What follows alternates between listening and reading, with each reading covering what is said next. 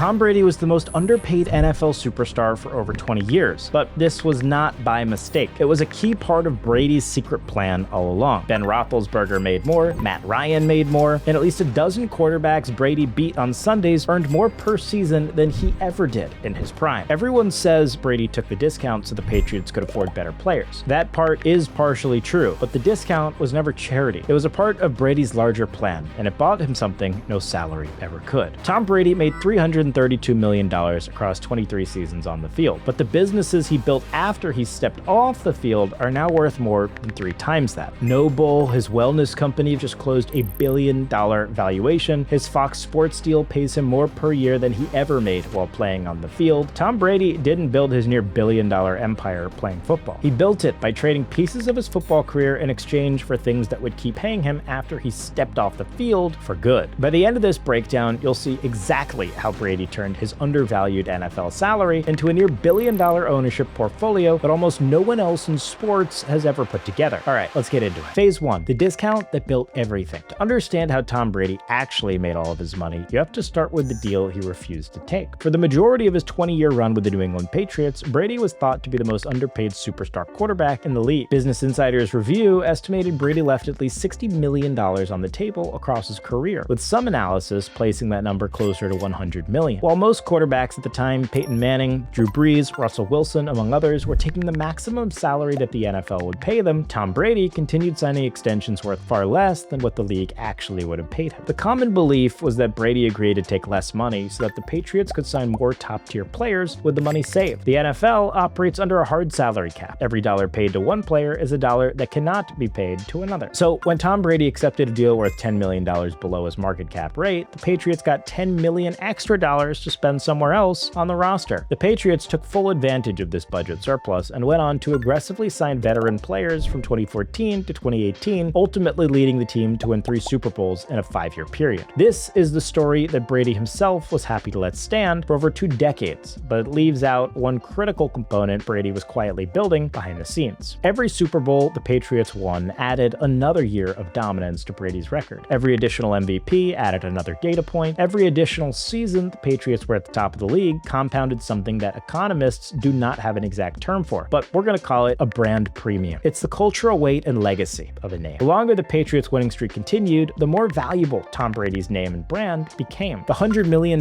Brady gave up in salary was the cheapest way for him to buy something that didn't and couldn't exist anywhere else. A premium personal brand and a legacy that scaled with each additional Super Bowl ring. That being said, the math only worked if Brady and the Patriots kept winning. Fortunately for everybody, that was the case. 7 Super Bowl rings, 3 MVPs, 5 Super Bowl MVPs, and a football career with so many highlights that by the time Brady was negotiating his post-NFL career endorsements, his personal brand was structurally irreplaceable. But then Brady did something with those endorsement deals that nobody else in football had done before, and it changed everything. Phase 2, the equity deal. In 2010, Tom Brady signed an endorsement deal with Under Armour. This was not an unusual deal for a star quarterback at the time. Every quarterback has shoe and apparel deals, but what's different about this deal was the structure itself. Instead of taking the full cash fee Under Armour offered him for his name and image, Tom Brady asked to be paid out partly in stock. Under Armour agreed, and the deal was signed. 5 years later in 2015, those shares had appreciated over 800%, and to this day is a sizable piece of Tom Brady's wealth. To understand the significance of this deal, you need to look at what a traditional endorsement deal at the time looked like, and why no other athlete was picking equity over cash. A standard endorsement contract pays an athlete a fixed sum to wear a logo, appear in commercials, and rent their face to advertising. The fee is large, certain, and arrives before their likeness is even used. The athlete has no risk exposure to whether the company succeeds or fails. In simple financial terms, it's a one-time fee for a service. Equity is the exact opposite. When you take equity instead of cash, you give up guaranteed upfront payment and take on a share of the actual business itself. If the business fails, your equity becomes worth 0. If the business succeeds, your equity can be worth many multiples of what the cash fee would have been. The choice between the two is a bet on whether you believe the company is going to compound in value or not. Brady repeated this deal structure in different forms over the next decade, with companies like Molecule Mattresses and, in the most catastrophic example, with cryptocurrency exchange FTX in 2021. Brady received $30 million worth of FTX equity to serve as a brand ambassador. When FTX collapsed in 2022, the position became worthless. He lost the entire $30 million. The FTX failure is the cost of running the equity bet strategy. When When you trade upfront certain cash for an uncertain ownership stake, you have to be prepared for some of those stakes to crash down to zero. Brady's bet was that across enough deals, the wins would become much bigger than the losses. That's the true math for equity over cash. But it requires that you actually have the brand premium to be offered both options in the first place. By 2022, Brady was nearing the end of his NFL playing career. He had spent the last 2 decades stacking brand premium and another decade quietly converting it into ownership positions. What Brady went on to do after his NFL contract expired was something bigger than both of those plays combined. Phase 3, the anchor contract. On May 10, 2022, Fox Sports announced that they had signed Brady to a 10-year, $375 million contract to become their lead NFL analyst once he retired. The annual value of that contract was $37.5 million,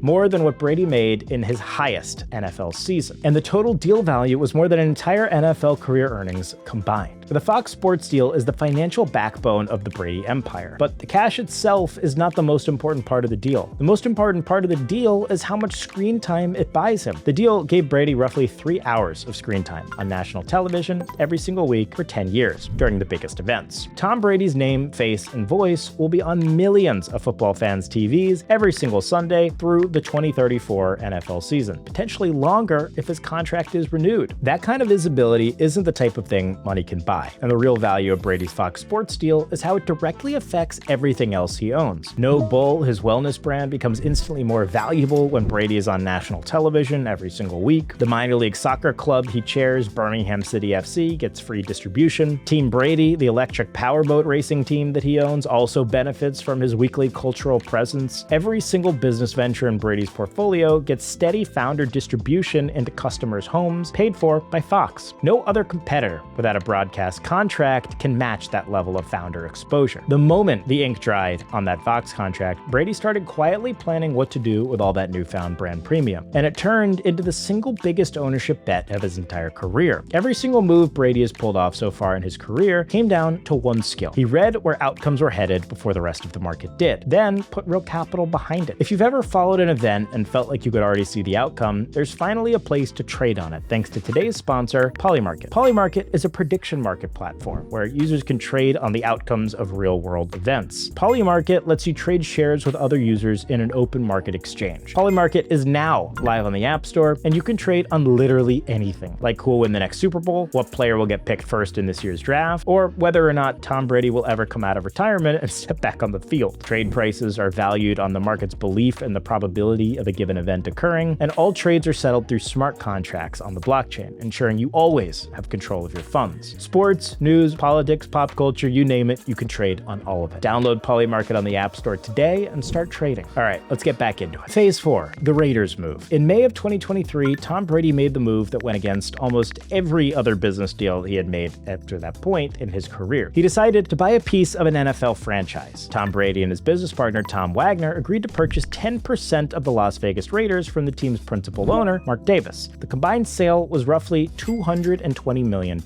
Brady's individual stake was $110 million for 5% of the franchise. The deal took over a year and a half to receive league approval. The deal drug on due to other key NFL franchise owners believing the sales price was set below market value. Forbes valued the Raiders at $6.5 billion at the time of the deal was announced. At that valuation, a 10% ownership stake of the team would have been valued at $650 million, not $220. Tom Brady and Tom Wagner were essentially buying a stake in the Raiders at a 65% discount to the public market valuation. That being said, Mark Davis, the owner of the Raiders, agreed to the heavily discounted sales price for one specific reason. Davis understood that Tom Brady on the Raiders cap table itself was incredibly valuable to the franchise. Brady's brand premium, the very thing he had spent the last 2 decades building by taking lower salaries for increased brand exposure, had now become a currency that he could use to buy assets at prices that nobody else could get. Severely discounted rates other solely financial-based investors could not obtain. Davis was not selling to Brady a stake in the Raiders at a discount because he was an NFL Hall of Fame player and Super Bowl champion. Davis agreed to sell at the discount because Brady's involvement would help the Raiders sell more tickets, recruit free agents, attract sponsorships, and command higher media rights fees. By November 2025, the sports finance publication Sportico revalued the Raiders franchise at $7.9 billion. Tom Brady's 5% stake, the one that cost him $110 million, was now worth $395 million.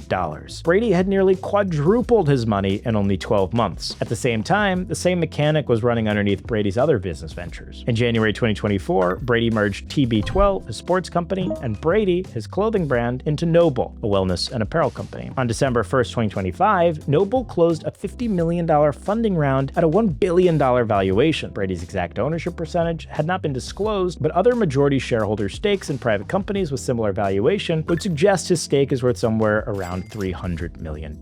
Across the Raiders, Noble, and a combination of other positions like Birmingham City FC and the Las Vegas Aces, Brady has assembled an equity portfolio empire with a market value several times higher than his entire cumulative salary he earned while playing in the NFL. Tom Brady's football career generated $332 million over his 23 years on the field. The post-football portfolio, by conservative estimates, is now worth somewhere between $550 million and $750 million, with some aggressive valuations that push it well past $1 billion. Strip away the football and the championship rings, and Tom Brady's career is a clear lesson of how to convert a salary-based career into an ownership-based portfolio. Brady himself didn't invent this playbook, but he executed it more aggressively than almost anyone else in the NFL, and the result is a portfolio worth 7 times more than what he ever made playing football. Brady's first move was treating his NFL salary as a budget rather than the end goal. He left somewhere between $60 and $100 million or more on the table in playing contract discounts. That money didn't disappear, it was just reinvested into something with a longer compounding horizon, his personal brand. The second move was to take equity wherever possible, even at the cost of upfront cash. The 2010 Under Armour deal is the best example of this. Brady chose stock over a guaranteed fee, and that single decision turned a typical one-off endorsement into a real compounding asset. The third move was to build a stronger cash anchor that also doubled as a distribution platform. The $375 million Fox contract is the foundation of everything Brady has done after retiring from the field. It removes the pressure to liquidate his equity positions for cash, and it keeps him on national television every week for the next decade. That visibility itself is worth tens of millions of dollars a year to every consumer business he's invested in or wants to be involved with his brand premium. If you want more breakdowns of the structural decisions that separate people who earn fortunes from people who own them, hit subscribe. My name is Buster, and I'll see you next time. Peace.